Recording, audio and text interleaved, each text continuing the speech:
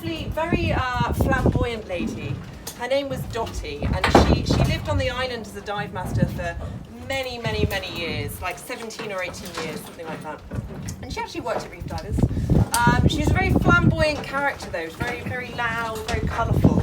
And when they were creating these sort of 365 dive sites around the Cayman Islands, that's a tourist thing that they established, they discovered they were missing a few dive sites. There weren't quite 365.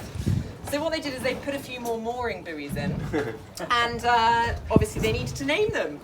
So Dottie, having been here for so long and such a bubbly character, they actually gave her the option to name one. Let's just put it this way, Dot's Hotspot was not her first, second, third, fourth, fifth, sixth option. The others weren't quite PC enough, but this one made the grade, so it stopped at Dot's Hotspot.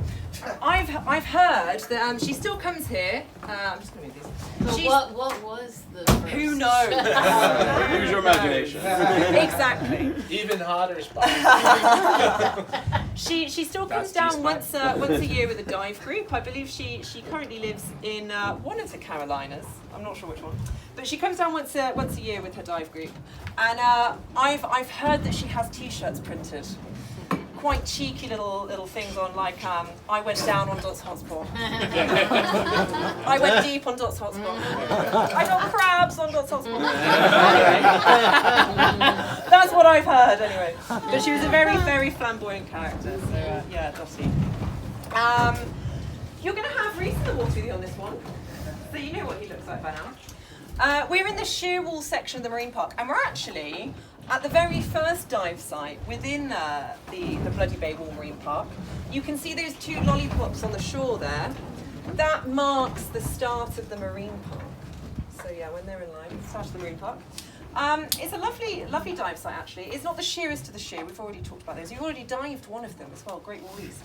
But we're in, it's more sloping. But if you remember Joy's Joy from the first day, you've got those coral fingers that obviously have broken off. Makes for quite a textured, interesting dive. Well, we're right next to Joy's Joy, so it's sort of similar-ish topography. You've got some coral fingers that obviously, as I said, at one point were secured to the top, broken away. And it makes for quite a textured dive site. X marks the spot where the mooring pin is. We're swinging sort of this way. We're almost, but we're almost parallel to, we've got this mini wall that runs along, and actually just in line with the mooring pin, slightly out of proportion. Don't expect the archway to be this big in comparison to the boat. I've made it look enormous. But there's a small little archway that you can actually swim through on the mini wall, just to get to the base of the mini wall, which is quite a nice way of starting off your dive.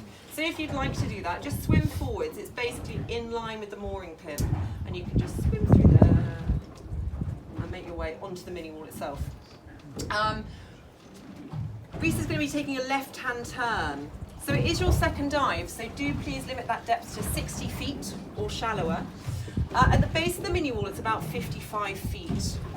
So you're not going to go much further away from the mini wall to start with than that, please. If you were to go to the edge, it's too deep. So 60 feet. On the top here is kind of rubbly reef. So you're going to have some nice soft corals. There's some small little coral heads. Keep your eyes peeled for different morays. We often see green moray here.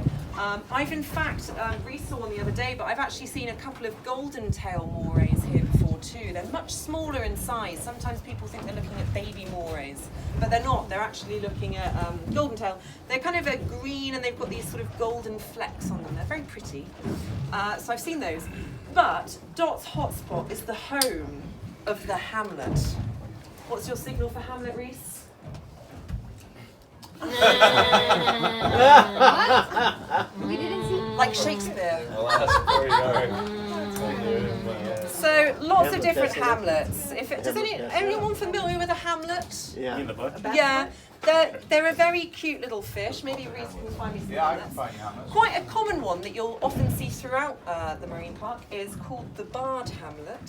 So maybe set yourself a task of spotting one of those, because they're more common. You're more likely to see. Perfect. Thank you very much.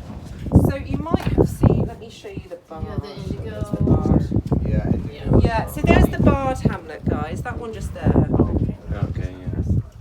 Oh yeah. Yeah, we quite often see those on the marine park. Just had put indigo hamlet. How big is that? They're not very big. They're not very big at all. We see the indigos. Like that Size big. of a palm. Okay. Yeah, so they're not big at all. I've heard, are they in the sea bass family?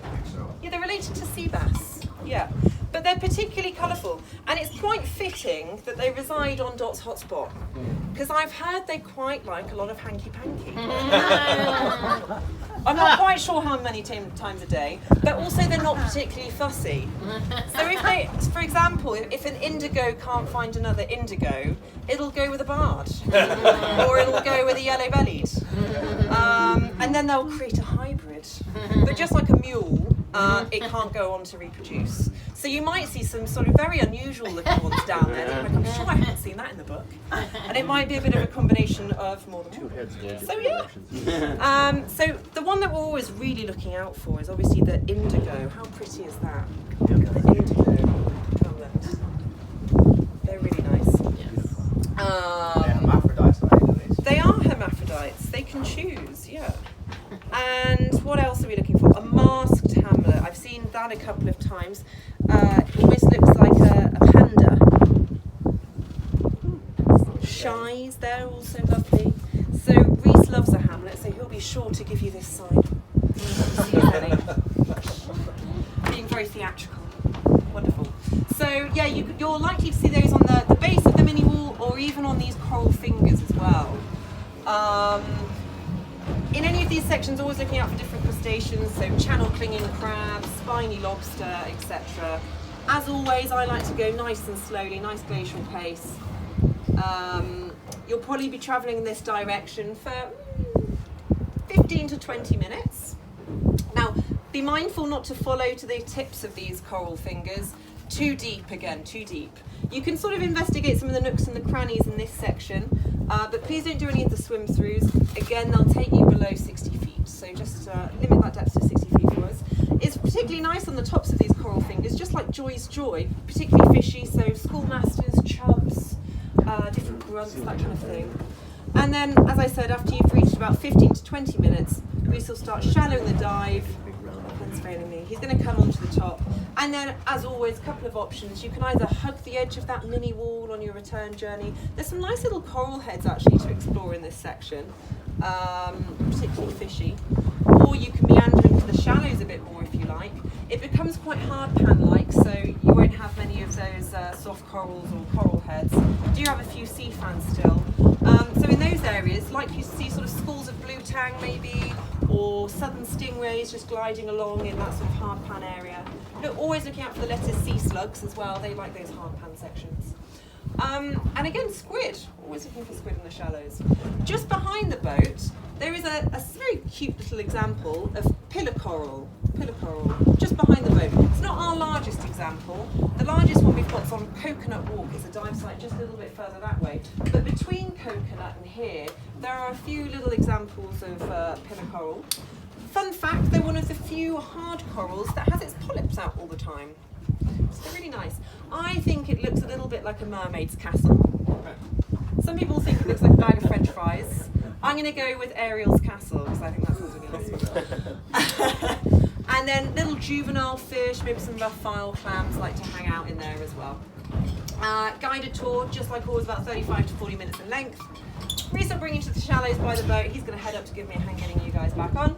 And then, as always, maximum 50 minutes on this one, 50 minutes air dependent. Quick reminder, 60